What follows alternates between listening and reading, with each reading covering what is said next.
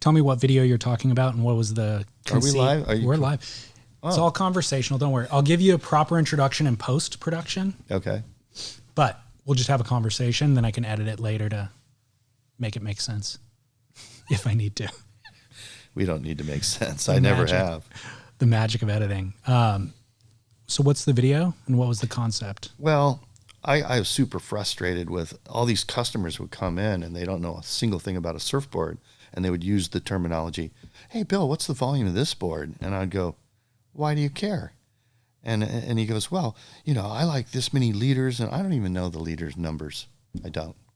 And the reason I don't is because I look at a person, and I can tell you what your waist size is, the inseam on your pants, based on how tall you are. Then I can talk to you about how much you weigh, where you surf, what are you trying to do on a wave, and I'll pinpoint a board and give that board to you, and you'll be as happy as you could be. Now, a lot of people try to be their own brain surgeon. That's the problem.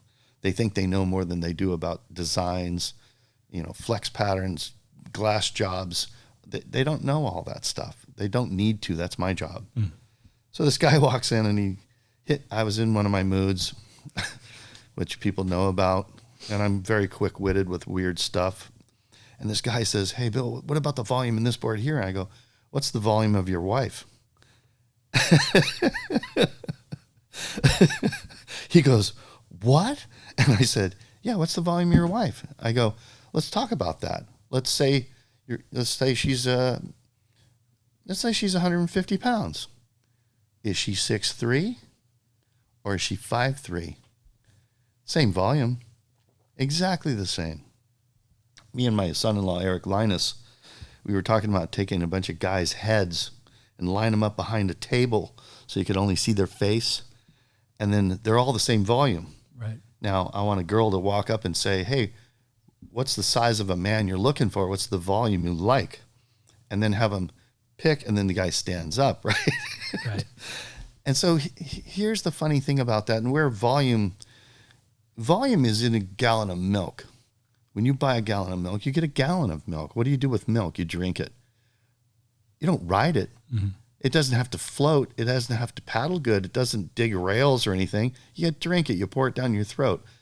That is why you buy a gallon of milk. But when you buy a surfboard, it's based on rocker and V and concaves, how many fins, what are the placement. It's complicated, super complicated.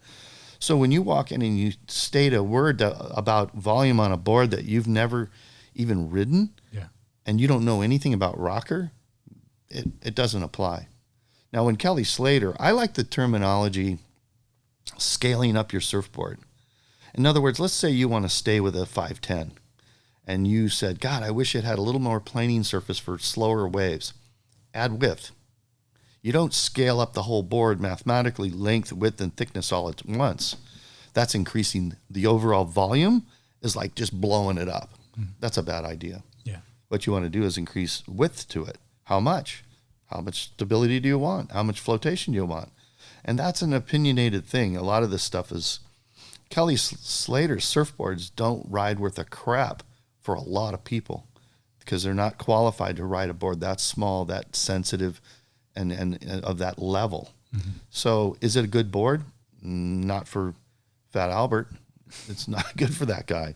So the word volume kind of went cuckoo when I did the video about it, and I was super sarcastic. And it was on, by the way, it was filmed on April Fool's Day. So it was a little tongue-in-cheek, which people didn't understand. And one guy wrote in and said, he goes, Mr. Stewart, I don't think you understand the purpose of the word volume and what it means to a surfer and da-da-da-da-da. And the next comment was, hey, buddy, if you need more volume, why don't you get yourself a life jacket? 100%. So how funny is that? So Kelly Slater, when he goes in, and you take the greatest surfers in the world that have a special board that they really like, and they want to scale it up, that's when the word volume comes in, I guess. But you can't walk to every single surf shop and go, oh, I want this many liters, and the guy pulls a board out. So what I did a video about, I took 2 pieces of clay, and I said, let's pretend these 2 pieces of clay are 50 liters. Let's just make a number up, okay? So I sculpted one into an ugly little twin fin looking fishtail, and I shaped the other one into a gun. Okay, that's A and Z. Okay, you're talking about a big wave board and a small wave board with the exact same volume. The volume doesn't work. No, I agree with you. I had a listener. Well, I grew up in an era where there was no such thing as volume. It was before the machines and stuff, so nobody tracked that number or that metric. But a lot of people who have started surfing in the last 10 years, that is one of the metrics that they are familiar with, just like the height and the width and the thickness. And then a listener reached out and he's like, well, here's the deal. Here's why I like knowing the volume number, is because I know what works for me in the shortboard. And so then if I get a fish, I want to have kind of a point that I can tie it to, because I think that would also work for me. And I'm thinking to myself, no, like a fish shouldn't have the same amount of volume as your shortboard. You're actually proving my point in that you're misunderstanding it entirely. That's the problem. Once you have a different concert of variables, then forget about the volume is irrelevant at that point, They're two different boards, okay? And one's an all-round performance board in good surf, and a lot of people ride a fish on slopier-faced waves trying to connect the dots, flatter rocker, more speed. A lot of times they're twin fins. They're fast.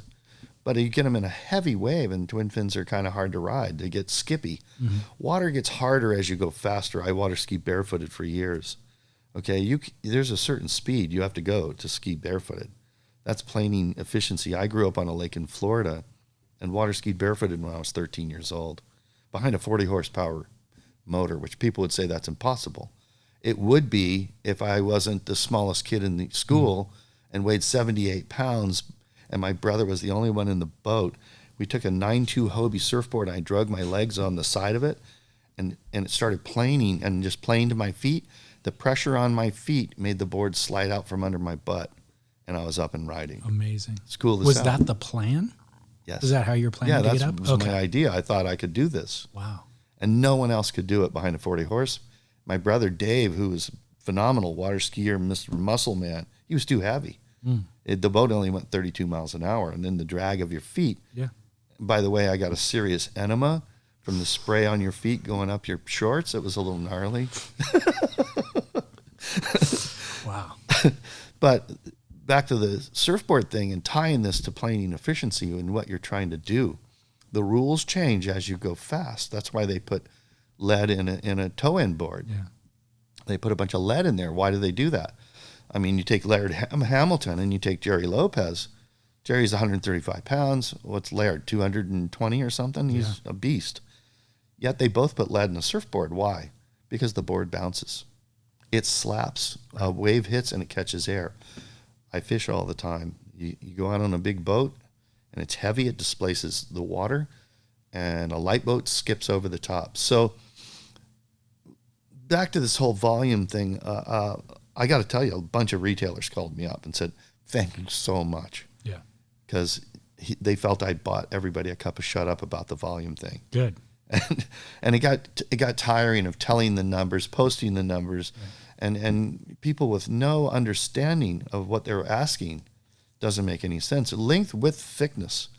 I mean, I know what I can ride, and I can put it under my arm and hold it and go, this is mine. Yeah.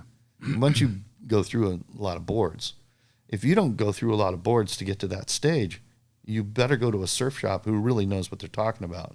At my shop, I have Jeff Kramer, a world-class surfer, and Big Surf. I mean, he's phenomenal. Look in the old magazines. He's got the greatest photos I've ever seen of people on longboards doing see that picture over there, the big air? That's Jeff Kramer, okay? So when you see that kind of a move on a longboard, that's a guy that really can surf. He's standing in my surf shop right now, and you get to talk to him. Yeah. It's a huge benefit. Totally. It ain't Costco. No. Now would be a great time to go back to the beginning. Oh, yeah? Yeah. Where'd you grow up? Well, actually born in Bowling Green, Kentucky, which was really a fun thing to put on my contest when they said, you had to write a bio about yourself. I always claimed that I was Kentucky's greatest surfer. and I still am. If anybody want to come and prove me wrong, let's meet down at the beach, because I'm holding the title for about, I don't know, 55 years now, 60 years. Maybe Kentucky's only. Well, maybe you have to bring that up. That's a buzzkill, man. I'm going to go and birth a child in Kentucky just to contest for this title. Yeah. So my life is like the movie North Shore, Rick Kane. Yeah. And so when I was 2 years old, we moved to Florida, South Florida, where the surf is not very good. And we drove up the coast all the time to go surfing. But there was I got taken out of school by my best friend's dad, who wore Madras pants, and he was a bookie on the beach, and he wove palm tree hats, right, for a living, never paid taxes. So he snuck us out of school one day. We went down to the beach, and he had some old beat-up longboards, and that's where I stood up on my first wave. And soon as the first one I laid down, the second one I stood up, I went, I like this, right? There's the addiction, Do you know what kind of boards they were? No, one was cut. The whole nose was broken off and just rounded off and fiberglass over it. Okay. They were junk. They were like pop-out Kyoki kind of things. Gotcha. Just pieces of junk. What year would this have been? 1963. Okay. I would say. Just out of curiosity, what did your parents do for work? See, this is why we use the edit button sometimes. And by the way, if you need to take it, feel free, because I can edit that out too. I need to turn this off. Sorry about that. We were on a roll.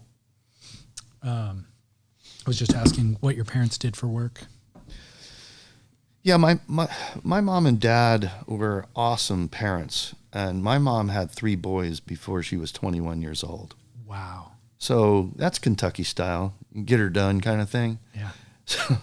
So when you say that to people, and she's like 5 foot tall, she's a tiny little person, and she was ferocious, not somebody you disrespect. And she apologized when she was like in her 80s for being too rough on us boys. And I said, do not ever apologize for that. I said, if you would have allowed us to do what we wanted, we would have steamrolled you. I said, luckily you had that leather belt, and we knew right and wrong. She made sure. And I told my son when he was a little kid, I said, listen, there's 2 ways to get information into your mind. I can do it verbally, through your ears into your brain, or I can go through your butt. You choose how you want to get the information. Yeah. So nowadays, spankings. Oh, that's horrible. I disagree. What do you think was behind your mom in her 80s feeling that way and saying that? She was gnarly. When she died, I was still scared of her. Really? Because, hey, she would light you up. She was a loving, caring, made breakfast every day for us, eggs, bacon, and toast, the whole bit, right? Doing laundry by hand, hanging it up at night, she worked at Winn-Dixie grocery store and walked a mile to work, and then carried the groceries back for 4 kids. So I had 2 older brothers and a younger sister, and for them to watch my mom work that hard, she was not somebody you could disrespect. And then there's my dad, the Kentucky boxer from the military, who was 6'1" redneck. That's another guy. You don't really want to mess with that guy. And when you have parents that are hardworking and loving and always there for you, you feel safe. You always feel you're always going to get a meal. You got a roof over your head. And the most important thing, you knew you were absolutely loved. You can't replace that. That's not replaceable. So when you think about it, so my dad, he was in the newspaper business. He walked into the newspaper and was a typesetter, and when he retired, he was vice president of the company. So that's pretty impressive. Fair. My mom went to work after Winn-Dixie, went to work for a bank, and then she ended up being vice president of the bank. Then she retired from that and became a registered nurse. So my parents were motivated, hardworking, smart, and funny. My God, they were funny. So that whole having cool parents like that, as you have a young child now, it's your turn. Yeah. Pay it forward. Yeah. And the discipline thing is up to you. Yeah. I fully agree with you, by the way, when you say that the one thing that's kind of irreplaceable and the most important is them knowing that they're unconditionally loved. Yeah. So any of the discipline that comes from the side or anywhere else, as long as they know that at the core, the love is there, then they can process what all of that means and why they're receiving the discipline or whatever else. Well, there's a thing called parenting or a PAL. Yeah. You know about that. Yeah. The parenting thing is the discipline part of it. And you're not going to back down off of the parenting part. You are the parent. You're not their pal. When you're their pal, they can, okay, bro, let me give you this. Oh, yeah, you lit the bedroom on fire, but, oh, well, we'll get a new bed for you. Oh, you crashed the car 3 times. We'll get you a new car. That's stupid. Totally. But the unconditional love component, if it's not there, that's horrible. Then the child is always going to be searching for a version of that and trying to fill that void, probably indefinitely, probably for the rest of their life, Forever. So it's irreplaceable. They're actually damaged from that. Yeah. It's the one core component that no matter how else a child is raised or where in the world, in what culture they're raised in, I feel like that's the essential. So that ties into Florida. So when I was in Florida, I started surfing and that whole bit. Then the Vietnam War showed up. My brother went to Vietnam. And then the lottery came out with the big basket for your life, or whether you live and die, go to Vietnam. So I got really long hair. I'm kind of a hippie dude. I wasn't a big weed smoker or nothing, but it was a cool look, surfer, blonde hair, the whole bit. I was kind of scared to death about the whole war thing. And as soon as I drew my number 327, I went, okay, I'm leaving Florida, because a lot of my friends were moving weed and stuff back then. And it got worse, as you know. So I drove down to Dania Beach and said, hey, all my buddies were hanging out down there. It's always flat. So I said, who wants to go to California? I'm going tomorrow. And this kid raises his hand. He goes, I'll go. And his name's Andy Christopher. And I said, really? I said, okay, you can go if you want. And I said, aren't you in high school? He goes, yeah, I'll quit. Just like that. And I said, listen, I don't have a problem with you quitting high school, but if you're going to go to California with me, we got to square this up with your parents. Drive to his parents' house. Oh, you boys have a good time. Did they think he was just going on vacation? No. They knew he was going permanently. Yeah. Oh my gosh. So he quit school. He jumps in my 1963 Ford van, 3 on the tree, right? And it had no windows, carpet in the back where you just sleep in the back, and it had mag wheels with wood bumpers.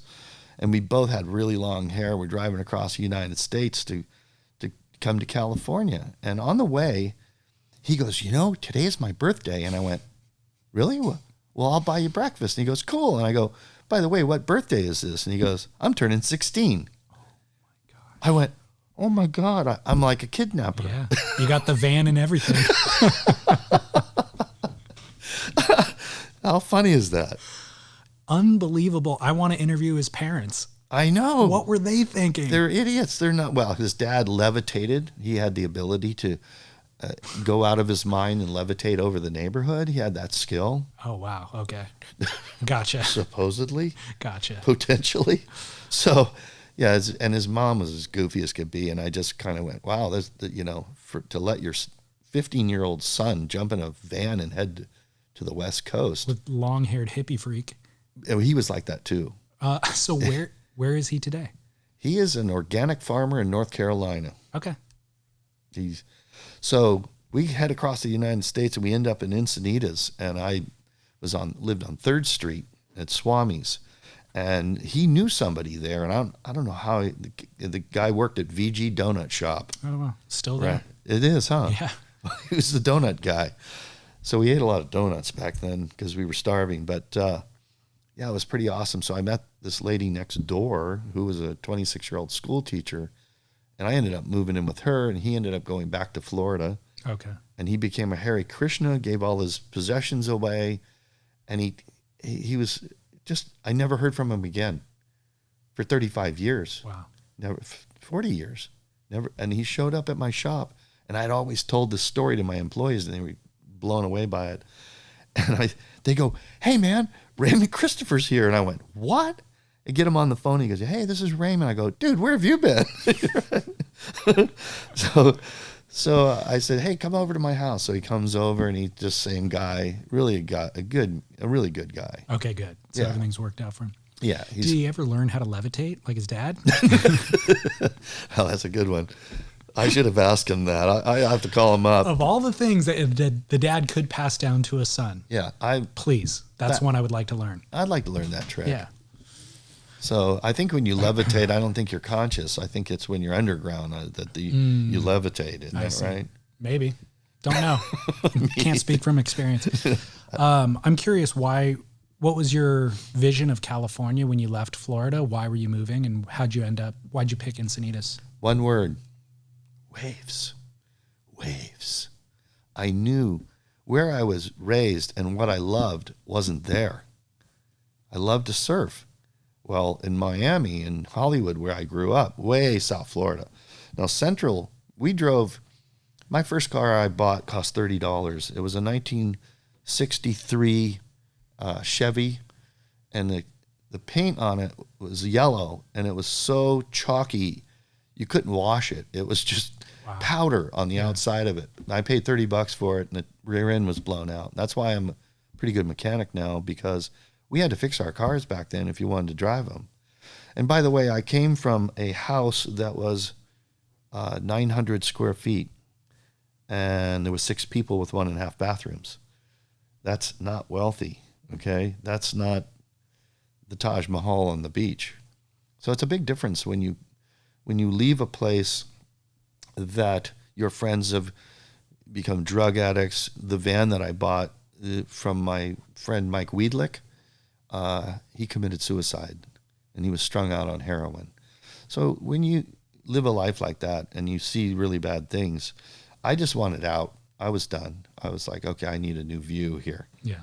And I just wanted to ride waves. So when I got there, I surfed every day. Mm-hmm. I surfed. I caught more waves than was fair. I mean, because I weighed nothing and I could paddle really fast. And if you notice, all Floridians have a compulsive disorder for wave catching. Totally. Don't they? Yeah. It's because California, people grow up here, they're spoiled. They don't understand what it's like to not have what they have. So if it's not 3 to 4 feet perfect glass on a point break, I'm not going to paddle out. The Floridian guy, it's 1 to 2 foot onshore wind chop, raining. They're out there surfing. Mm-hmm. Why do you think Kelly Slater's Kelly Slater? Lisa Anderson. Now, I was a kook from Florida when I showed up in San Clemente. They told me Gator go home and blah, blah, blah. And it was, but I surfed good. So when you're a good surfer, you can say what you want on the beach, but when you're in the water, you can back it up. Yeah. It's the ultimate meritocracy. That's a pretty big word. I'll have to look that up. I'll text it to you later with the definition too. So what was your plan to earn money, and how old were you? I was 19. Okay. Right out of high school. And when I first went to Encinitas, I worked construction. I built mausoleums, crypts for dead people. Okay. This feels like a made up part of the story. I know. My whole life is like this. I was a carny. I traveled with carnivals. Okay. In Florida? No, that was in Ionia, Michigan. I had a girlfriend when I was 17 years old.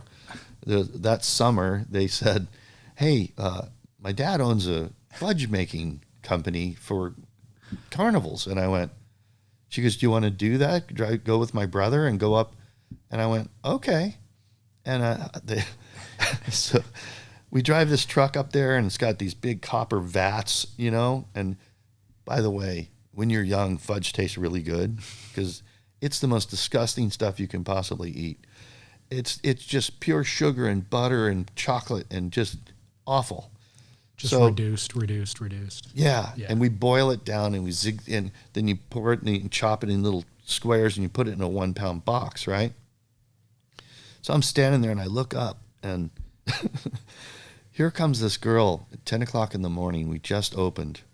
And she was 5 feet by 5 feet. and she was solid 500, 600 pounds, waddling towards the counter. And I went, oh God, please don't come here. Don't come here. And she threw her arms on the table like throwing two big dead fish. They literally made a slapping noise when they hit the counter. And she goes, give me 2 pounds of fudge. I felt like I was tying off a heroin addict and shooting the needle in their arm. That's how bad it felt. And I gave her the box, and she waddled away, tossing those things one after another. And I was like, oh my God. Wow. So building mausoleums, by the way, I chiseled my name in a crypt. My name is in one that you had to crawl inside of them. And they were concrete, 16 feet deep, 3 feet by 3 feet for double caskets. And so you had to crawl in there and knock all the bracing and pull all that stuff out. They're called dogs, and there's cross braces and forms, and you'd oil the forms, carry them on your fingertips. Now this was in 95-degree weather with 90% humidity in Florida doing this stuff. It was hard work. Yeah. So your question about, okay, what are you going to do when you get to here? I just surfed, and then I went back to mausoleum building and construction work and stuff. Oh, and I flew to my parents bought some land in North Carolina. I built a house from the ground up, me and a 65-year-old man when I was about 18. So that was another. So you kind of had projects back home that you would come back to make money, earn a little bit of money. Yeah, and then come back. So then the second time when I came back to California, I came to San Clemente.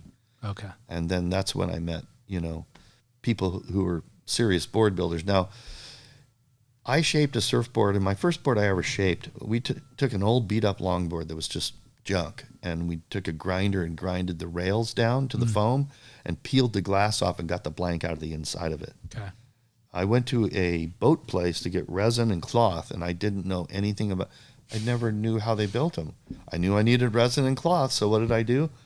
I made a rack at my house, and I shaped it and laminated it, and it was horrible. It was the ugliest thing you've ever seen.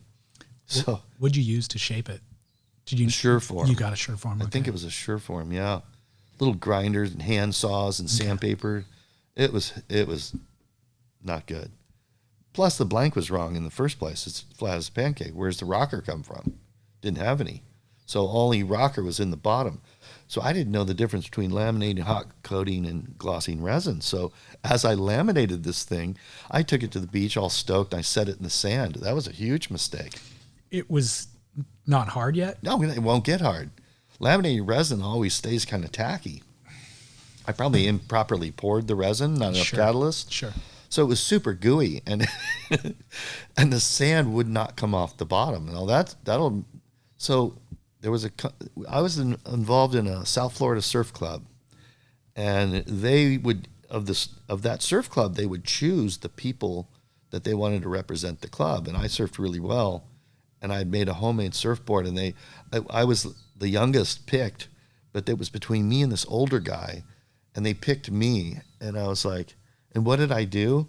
I showed up and rode my piece of crap board and ended up losing the entire contest against the other club because of me, because I made a homemade surfboard. Right.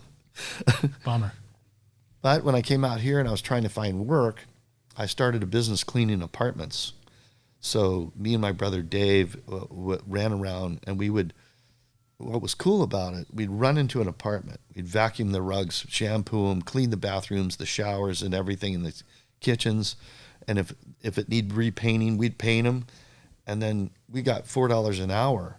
So we were stoked. So we, with that money, we'd run down to the beach and surf the rest of the day. And then we'd be out of work for a little bit, but we're surfing the whole time. And Wendell Udall owned 104 apartment house units, and then we were cleaning those, keeping them rented. He worshipped us because we were gnarly workers, you know. We got these jobs done like you couldn't believe. So Wendell goes, you know what you boys need? I go, no, Wendell, what do we need? He goes, you need a house. And I went, why? I can just rent a house. And he goes, no, you need to own a house. He goes, I have a house, I'm going to sell it to you. He goes, I got a bunch of houses. And I said, okay. How much is it? He goes, $25,000 for 4 bedrooms, 2 blocks from the beach. And I went, I'm in on this one. And my brother goes, yeah, me too. So we gave him $1,000 down each. And we rented all the rooms in the house. In fact, Tom Survey, I don't know if you know who he is. Yeah. He rented one of the rooms. He's from Florida. And my brother and his girlfriend and me and my girlfriend, and there was another person. Anyway, we had this hippie commune. And so everybody chipped in $1 a day for food, okay, so that we could, but that was only for like rice and chicken and beans and stuff like that. And if you wanted ice cream or beer, that was on you. Yeah, which is kind of funny, right? But it gave us time to surf a lot. How long did it take you to pay off that house? I mean, he held the paper on it for you? Yeah. Okay. So here's the funny thing. My brother decides to go to San Luis Obispo and go to that school up there and become an architect or something. That's he all of a sudden that came out of the blue. Well, I never even owned a checkbook till I was like 30 years old. I just cash and carry. That's how I rolled. And he goes, yeah, I want to sell the house. Well, I wasn't, at that time, I wasn't mature enough to really own the house. I should have just kept it. Yeah. So we sold it. We made $5,000 each, and I ran out and bought a dirt bike. I mean, so what year did you sell it? I bought it, and I think we bought it in 73, and sold it in like 75. Yeah, so making $5K in 2 years. Oh, I was rich. You just, I was living large. Who wouldn't take that deal? Oh, yeah, I'm winning. But what is that house valued at now? $3 million? No, it's only like maybe a 1.5 or 6. Oh, okay. It's the storybook houses in the north end of town with the Okay. pointed roofs right by the movie theater. Gotcha. So they're kind of goofy houses, but and it's not the best location or not like where I live now. This is a little better, but I should have kept it. Yeah. But there again, come on. And so I went to work for Rick James Surfboards, and I started polishing surfboards. That's the only thing he would allow me to do. And I went to the Art Institute of Fort Lauderdale Beach, Florida, right out of high school at night. And I did 1 year of night school, and I got introduced to the airbrush gun at that class.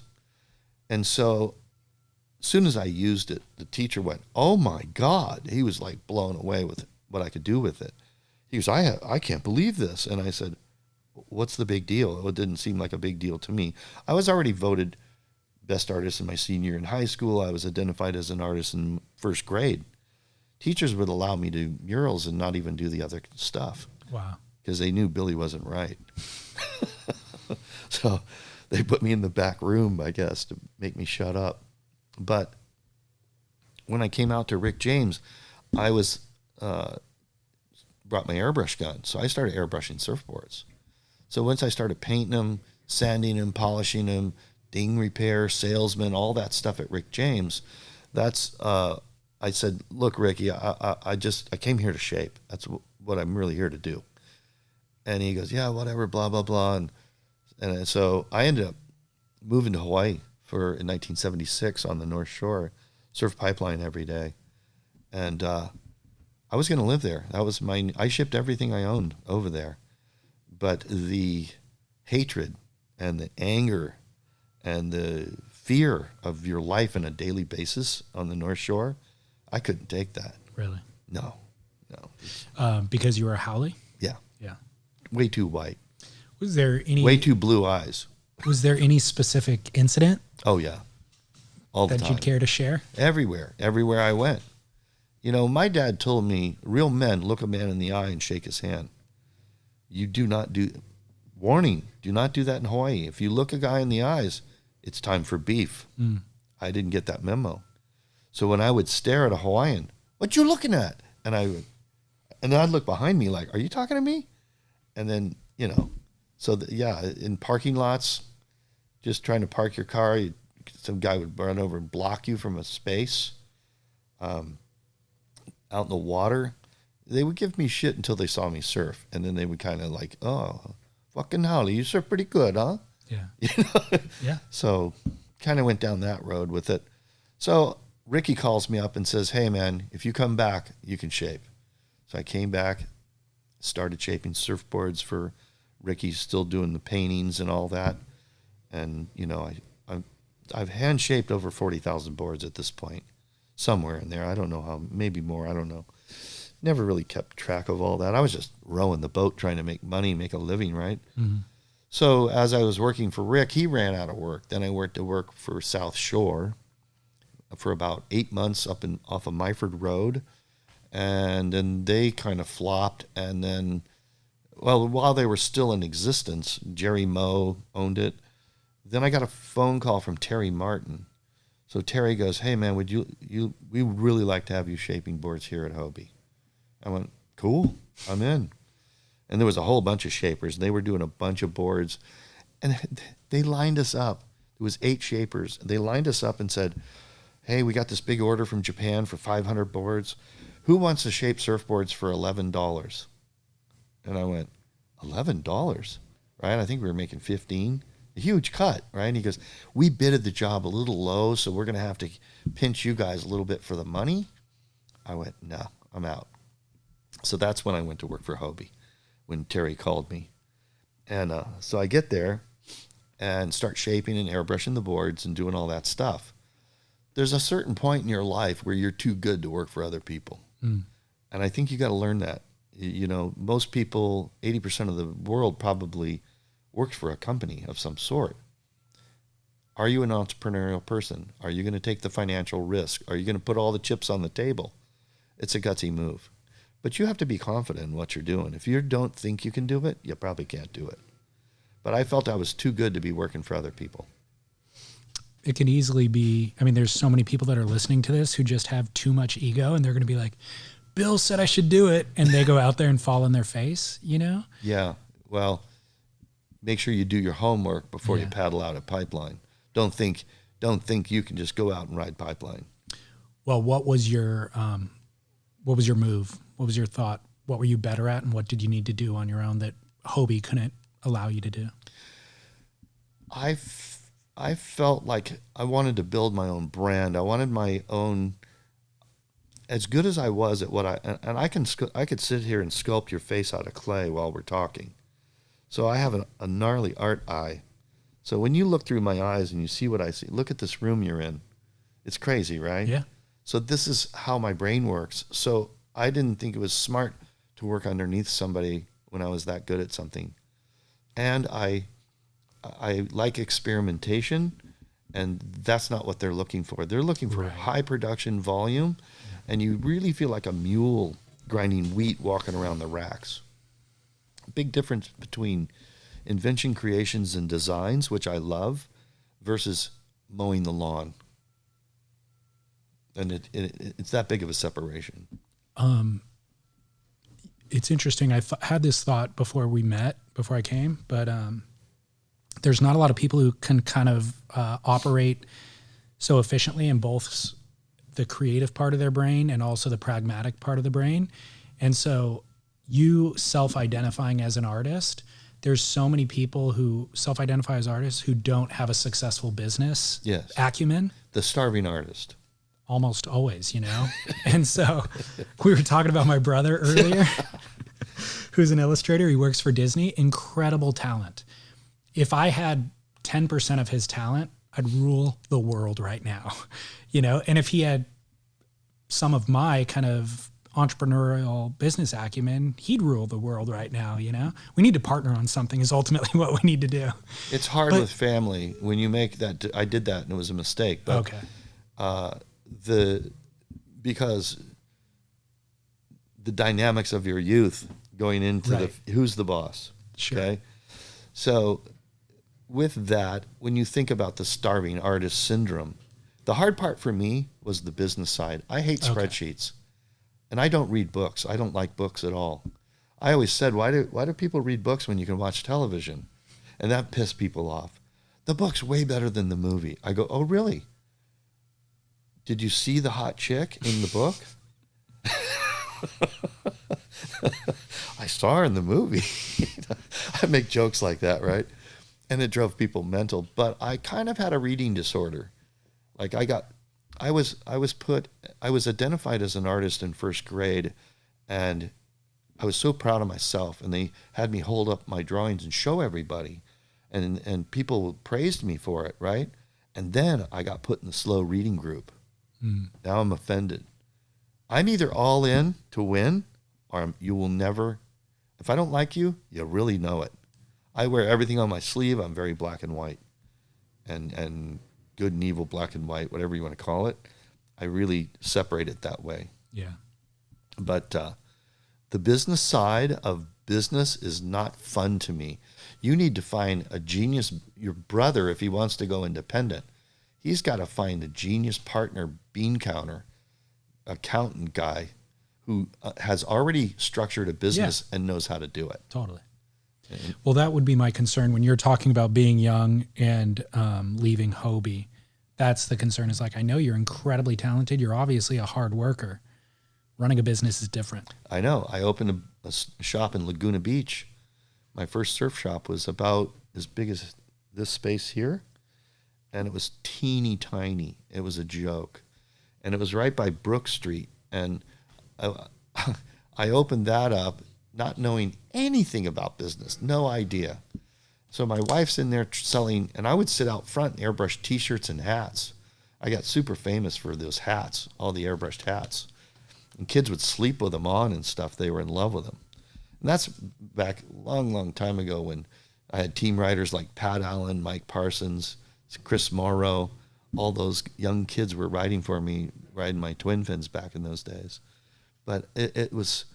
the business side of running all of that was a nightmare. So I had to, then my wife got pregnant and I said, that's it, we're shutting this down. Yeah. I'm over this. So I went into a factory, I shaped in the Hobie factory. Then I opened up my own little factory. And it was me by myself. There was no other employees. You'd walk in and Bill Stewart sitting at a desk and you go, hey, I'd like a Whopper fries and a chocolate shake, and I'd run back and make it. Wow. So it was hands-on, doing everything by yourself. 'Cause I didn't know better. I didn't know how to run a company. Right. Let me back up just a tiny bit. I want to hear more about learning how to shape surfboards. Who did you mentor under? I mean, did you work directly with Terry? Rick James showed me how to do it. Okay. The method I use for by the way, if you call up any other shapers and say, how fast is Bill Stewart? I'm really fast and really accurate at what I do. Terry Martin, I call it the Martin method of how I shape based on his tools and his techniques. I would give him 90% of the credit for my skills and what I become hand shaping boards. Got it. Terry was incredible. Really good guy. And real phenomenal craftsman. His work was spot on. I loved what he did. He's the kind of guy you give him here, I need this. You don't say, and don't forget this, and you turn and walk out of the room. At my peak performance, we were doing 5,300 boards a year, and I had 9 full-time shapers. And that was nuts. That was the worst time of my life. Was it really? Absolutely. Interesting. Horrible. Was it the most profitable time of your life? Until I was embezzled, and it was rape and pillage. And I was flying around the world. I went to Japan 20 times, France, England, Australia. I shaped all over the world. And while the cat's gone, the mice play. Yeah. So lost every dollar I ever made in 1996. Did you really? Yeah. Were you able to legally pursue the culprit? I tend not to be a litigator, and to pin it on exactly on what that person did, you have to catch them with their hands in the cookie jar. Okay. It's the smoking gun. It's the fingerprints on the knife or whatever, right? Hard to prove that stuff. And when somebody's manipulative enough, good enough, and is a professional soft con their whole life, they know what they're doing. They go in to do it. It's not an accidental thing. So they got away with the money? Absolutely. Oh, brutal. I had 4 properties and I lost all 3 except for my house. Oh my gosh. Yep. That's horrendous. Yeah. Well, It's like crashing a 747. Yeah. That's what I equate it to. Yeah. Well, it's, I don't know how much you want to go into that story or not, but in my notes, I did want to ask you kind of about business missteps, and you were leading kind of there by talking about, always look, here's the most important thing I can tell anybody that's listening to this. If you decide your brother or anybody else says, hey, I'm going to go into business, okay, you got to look at who the person is. What's their background? You got to look at it like you're going to marry this person, because don't ever listen to anybody of what they say. Look at their, I have my accomplishment list. You see see that bird right there? That's a trophy for second place. That toucan from Costa Rica. Okay, there it is. I got second place. I'm not telling you I got second place. That proves I got second place. You see what I'm saying? Yeah. So these people come in and they're, oh yeah, I'm this and I'm that. I've done, and then you get into business with them and you go, oh, he failed here. He failed here. He burned this guy. He burned that guy. Right. There's a whole history of illegal, dishonest and bad behavior their entire life. Yeah. I mean, they don't wake up and be evil one day. Right. Let's go back to coming off of that Laguna Beach shop, because when I think of your brand was omnipresent for me in Southern California when I was discovering surfing. Oh, okay. Like I'd see your boards at... You're at that age. Yeah. I mean, I started surfing, I think it was maybe 93, 94. Okay. So whether I was surfing LA, Orange County, San Clemente, San Diego, like I feel like your boards were everywhere. I'd see your ads in the magazines all the time. Right. But it was also a brand. Whereas there were certain board companies that just made surfboards. I feel like yours was kind of a larger scale clothing. Like you said, hats. There was kind of this larger thing that it was all, the boards were wrapped up in. Yeah. So I'm just curious, when you were coming out of Laguna where you had that storefront, what was your vision? Was your vision to have a clothing company? Was your vision to, or was it just to build surfboards and all that stuff was just... That's a great question. I'll tell you why. Because the type of person that I am, I didn't have this grand vision. So I was working in a little tiny shop on Los Molinas Street down there. We call it the Alley of Broken Dreams, but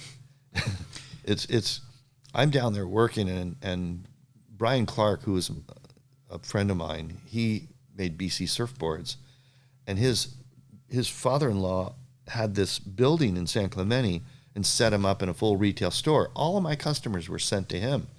He made all the money on the leashes, the traction pads, and all. After a while, I went, oh, shit, man, I got to do something here. I got to open a store, right?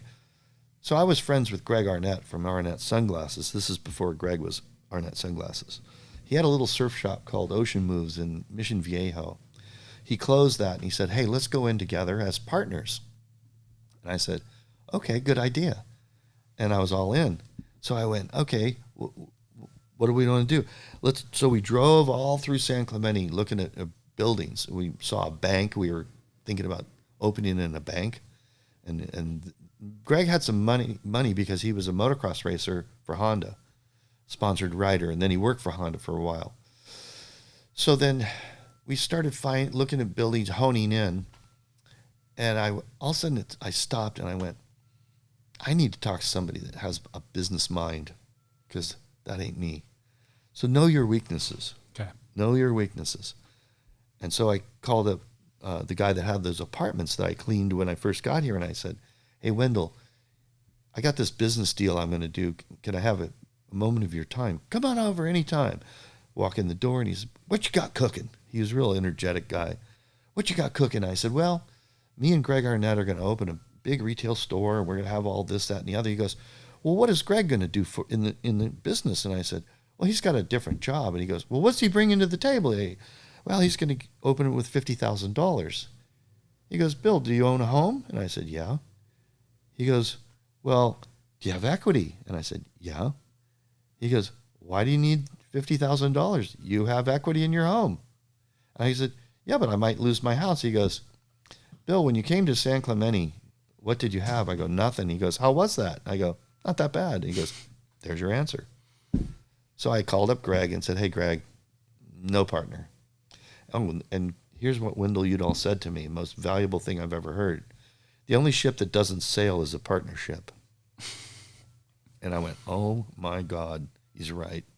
Now, if Greg would have, Greg got mad at me for that. I would imagine. He got a little pissed. Because he presented the idea. Well, it was kind of, I was looking too. I don't know if he started it. Maybe he did. Anyway, I said to him, hey, Greg, I'm really sorry. I'm going to do this on my own. Now, if Greg Arnett would have said, hey, Bill, let's open a chain of stores up and down the coast. I'll be the business side. I'll bring in the money, and you're the talent. You're this, and I'm this. We would have killed it. We would have simply killed it. And all that bad stuff that happened to me would have never happened. But him running off and going, so he got so pissed off that he ran off and started Arnett. He went to work for Oakley, then created Arnett sunglasses, and made $160 million. Sold Arnett to somebody? Yeah. So he's not suffering. Well, no, but even still, he could still hold a grudge, you know? He doesn't. You guys got over that? Yeah. Okay, good. Yeah, pretty much. I've known him from Florida. He's originally from where I'm from. Oh, I didn't know that. I surfed against him back in the day. So that's how we kind of knew each other from surfing back east.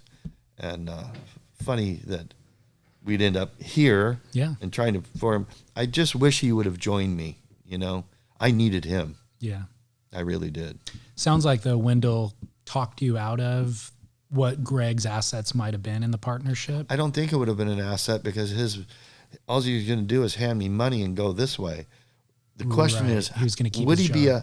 be if you're spread too thin, if he would have been all in on that deal, I would have jumped on it. But because of the way he was trying to structure it, I was going to be his slave. Yeah. I go to work, I shape 10 boards at a day, and I give him the money for half the boards I shaped. Right. I did the labor with these hands. So did you get that store open? It's the one I have now. What year did it open? 1985. Gotcha. So, I mean, that's an impressive run. Yeah. Yeah. Insane. So now my daughter, Ashley Linus, and Eric Linus are, you know, and people might know that Linus name, that famous snowboard guys, him and his brother, all over the magazines. And he jumped Chad's Gap at 60 miles an hour, 120 feet doing a 540. Now, that's gutsy. And he goes, yeah, but you rode pipeline. I go, that's not near as dangerous as what you... So we've had arguments about who's dumber. But he's a sweet guy. He qualified to marry my daughter. He's now the owner of Stewart Surfboards. I sold it to them about 3 years ago. And I'm 72 years old. And I thought, okay, good run. Yeah. Good run. I had a great life. Got to surf all over the world, have a great time doing it. And I got to do what I love to do. And that's special. Not everybody gets that. Back to 85 and launching the store. What was that concept? Was the hub still Surfboards? Yes. Okay, gotcha. Always. It still is.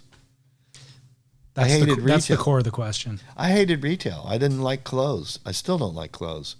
I mean, it's a T-shirt. It's a pair of shorts. Go to the beach, go surf on a great board. Yeah. It just, to me, fashion and real surfing, that just doesn't compare to me. Right. So my passion for art, shapes, and designs is important to me. The only reason I'm pulling up my phone is just to pull up my notes. I'm not texting anybody. Oh, yeah, you are. No, I swear, honey, I'll be home soon. Yeah. We've got childcare until 5. We're good. So when was, just to kind of keep pinpoints on the timeline, when did you first start using the Stewart Surfboards name? And by the way, logo, and who designed the logo? Was that in the mausoleum where you were chiseling it in? The thing is, I can design logos really, really fast and quick. That's actually my personal handwriting. I write like a girl. I have scrolly cursive writing. In fact, I can't spell if I print because the letters don't tie together.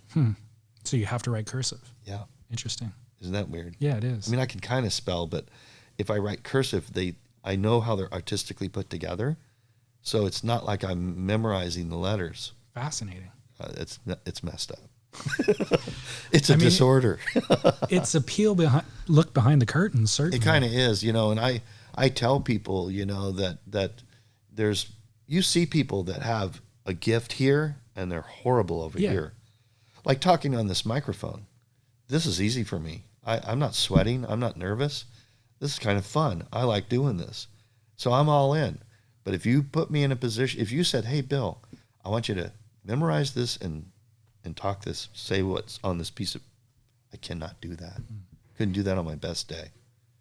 So as I told you, I move forward. I can't back up very easy. Right. And that's memorizing stuff and backing up and going through that in your head. Yeah. Hard to do for me. When did you first start using the name Stewart Surfboards? 1970. 77. I was 76, something like that. 78, I don't know. 76, I don't know. Okay. Somewhere in there. But I used the name on other, like I signed when I shaped other people's boards prior to putting it on my boards. My company actually started in 78, I think. Okay. Gotcha. But I want to get into board building a little bit. Okay. And your board building history. Obviously, in that era, 70s, I guess, was transition era, right? I mean, when you were started by shaping longboards, and certainly the brands that you shaped under, they were longboards. None. All short. They were all short. Everything was short. Even the Hobie days? Everything was short. Really? Okay. Yeah. So you got to understand the history of surfing, because when they weren't longboards, they were surfboards in the 60s. Right. And then 1967, they went short. That's when I chopped that board down and made a short board out of a longboard. From there forward, I was riding twin fins. My favorite board was a 5.6 twin fin. And I was a professional. I surfed professionally on shortboard. Okay. Which people don't know that. I got 8th place in Oceanside with 120 people, and there was Sean Thompson and Larry Bertelman and all these people. And I got 8th place on a Hobie surfboard when I was shaping for them. I shaped it, painted it, ran down and entered the contest. What contest was that? It was the ASP. In Oceanside. Yeah. Interesting. So I quit surfing all contests for 12 years because it was kind of a hippie philosophy of don't be a sellout, and it's kind of a joke, and nobody took it serious. Now, the Australians took it very serious. Californians were so anti-contests. I kind of blew it, to tell you the truth, to identify my surfing ability. I wish I would have competed more. But you have a business, you have a wife, you have 2 kids. It's really difficult it's an unfair playing field. I mean, especially if you have to be chasing it around the world. It's almost impossible. You can't do it. Yeah. That's the problem. Okay. So, and my age. If you go back in time, my window of time, if you flew to Hawaii and won the Pipe Masters, you might have got enough money to pay your plane fare back. Right. There was no big money in any of that. No surfers were paid money.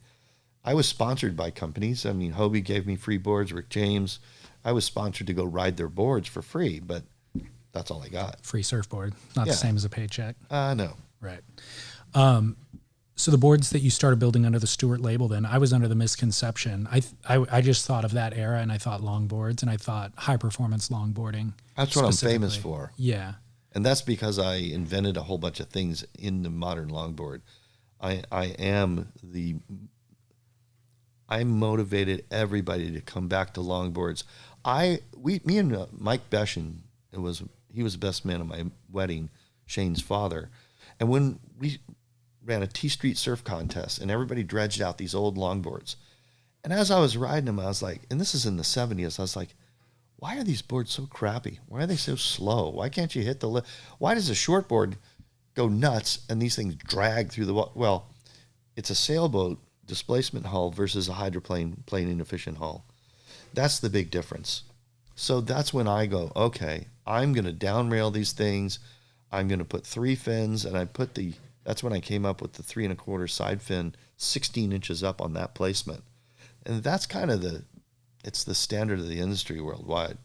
So is that the Hydra hull design? Yeah. The Hydra hull was the beveled rail, 3 concaves, concave in the nose, double concave tail, beveled rail, and the 6-inch, I started with a 6-inch back fin and little 3 1/4 side fins. And in all the contests, there was the nose 360 was a big deal to do that trick. And me and 2 other guys or 3 other guys were really, really good at that. Backside 360s, front side ones. I'd do 2 on one wave and still hang 10. So it was cool as hell. And in fact, at the San Onofre Club Surf Contest, they complained that I was a professional surfer. I should not be allowed to surf in the event. So if you look at this picture, right there, see that picture of me hanging five? That is a blank. That is a 9.5S Clark blank that has literally no shape. I routed the fins out and put fin boxes in it and still won. Just the blank. Wow. Just funny, huh? That's incredible. Does it still have it still has the Clark spray on it and everything? Yes. Unbelievable. Isn't that funny? Yeah. So they put it in Surfer Extra and call it Blank Man. That's my son. He's 41 years old now. That's him holding the board. Yeah. And so I did that as kind of a stunt and also a handicap. Okay. I thought, okay, I'm handicapping. Right. Like in golf, they give you extra shots. So that's what I did, and I still won. And then the board broke in half, and then I ripped on the tail because it's not a longboard contest, it's surfing. Yeah. So I just started blasting. Every once in a while, the thing would skip and spray me in the face, because it was just squared off with no rocker. But yeah, that's one of those funny things. And all these you see all the OP ads I modeled in and back in the day and all that stuff. So it's I've been lucky. So the hydro hull design though wasn't specific to longboard versus shortboard. It was a shortboard. It was a shortboard. Okay. Yeah, it was I think it was a 6'4" shortboard. It's in the book Essential Surfing, and it's a shortboard that initially I designed all that on. The beveled rail. Well, I was just thinking the hydro hull is the beveled rail. That's what I was thinking. Is those design elements could be applied to any size board, though, right? Absolutely. Yeah. The bigger the board, the better it works. Okay. And so there's a snowboard company from Battalion Snowboard Company showed up here, and they said, "Oh, we copied your beveled rail off your surfboards," and that's the company I did that. You don't know this, but see that snowboard hanging up there? Yeah. That's from 1981. Oh, wow. Okay. So we'll have to get into that someday. Yeah, I know that you designed a line of snowboards. I didn't know. Well, yeah, and there's wakeboards, snowboards, surfers, all this different stuff. And but the hydro hull set a standard. It was so far above everything out there at that time. It brought a whole bunch of baby boomers back into the sport. Because what happened was, as boards got too short for older, heavier, married men with children, right. and they put on 50 pounds, then they quit surfing. So then when they saw a longboard going straight vertical and doing figure eight roundhouses, they went, holy crap, I want to do that. So it resurged a whole group of people. Yeah. Was that the introduction of what we now know as the 2+1 fin setup? Yeah. Had you seen that anywhere else, or was that? I don't think so. I don't remember, but I've always messed with fins. I'd take jigsaws and cut the back of my fin out. We called it squirreling out your skeg in the 60s. Okay. And the big D fins, we would just cut it. It would make a raked fin and foil them way better, and the board changed the dynamics of the board dramatically. So I've always, messed with fins. I have a wing fin that I put a giant wing on, and I still have it. It's here somewhere. And it held the tail down, and I won that 17-pound bronze trophy in Florida, hanging 10 the longest, against Herbie Fletcher, David Nueva, and all the Dale Dobson, and I won $3,000 on a fin design. I mean, kind of a precursor to the foil, right? It's the reverse of a foil. The foil lifts. Right. This pulled the tail down. I foiled it underneath. So it's a backwards wing to suck it on an airplane, it would crash. But on a surfboard, it held the tail down. So all these, it's really, this is what people don't understand. People say, oh, he's a really good shaper. Really, what has he done? Not much. What does he? Replicate other designs, essentially. Yeah. 90% of the shapers look over the fence. They haven't done or designed or created anything. Yeah. So I'm the co-inventor of future fin systems. I had read that, and I wasn't sure how accurate that was, or did you have any legal tie to the company at all, or how did that all play out? There's two brothers that own the company, and the one brother got the boot, and the guy that that I worked with, I made it a patentable product. I came up with the idea. I did all the prototyping. I flew around the world, and they do not tell the truth about where that fin box comes from. Tell me about how that all started. What was the need that developed? Okay, it was through anger. Okay. I'm funny and tolerant, but when I'm pissed, I'm pissed. And Mel Ross did the official fin box. Do you remember that one? Official, yeah. Official. It was hollow. Yep. So he copied my templates. He used my name in his advertising. I was involved with the box, but he kept saying, "Oh yeah. See, this is the bad business part. This is where I should have had a business guy or a lawyer." And he said, "Oh yeah, I'll give you 10%, blah blah blah." Never did. I hand carried routers and jigs and everything to Japan, England, France, all over the world to set that company up. Never gave me a dime. Okay, so I was pissed. So I said, "Okay, I'm going to make a better box." So then that's when the guy showed up at my shop and he goes, "Hey man, I heard you're working on a fin box." And he goes, "I'm working on one too, and we should join together." Huge mistake. And so we sit down, I do all the drawings. There was a ramped up, so official fin box had a plastic plug that locked into the box that was patented. You can't do that, okay? So while we're sitting there, I go, first of all, because I made all the boards and the people sitting in the room hadn't made that many, I said, all you got to do is ramp this thing up. You don't need a lid. Put a piece of tape on. When you put the glass over the top, the sandpaper on the pad will burn through the glass and open the hole. And they go, "Will it?" I said, "Absolutely. That's called a burn through. That's what you don't want to do when you're sanding a surfboard, except for when you have a piece of tape over the top of it." And I said, "This radius, you won't have to." Mel Ross's was cut and had to fill in the bubbles around the sides. I said, "See all those bubbles? They won't even form. This is the way to go." That was patentable. Gotcha. So then I came up with the set screw in the thing. I have all the original drawings. I flew around the world. I got paid by product so that the company would survive because they financially weren't able to. So you'd use the product in all the Stewart surfboards? All of them. Gotcha. And the original, here's the real kicker. In the official fin box, it's 2-part, and it had a hollow core, which was kind of bad because it was weak, and a black one would swell up and you couldn't get your fin in it in the tropics, right? So they pulled the bottom of the box off, and I said, "Here it is right here. It's already made. All you have to do," and I said, "Let's make it a little shorter on the base so the official fins won't fit in this box and we can't say we copied it." Yeah. Right? And then I had the set screw. Mel's was a pressure fitted, pressure in, pressure out.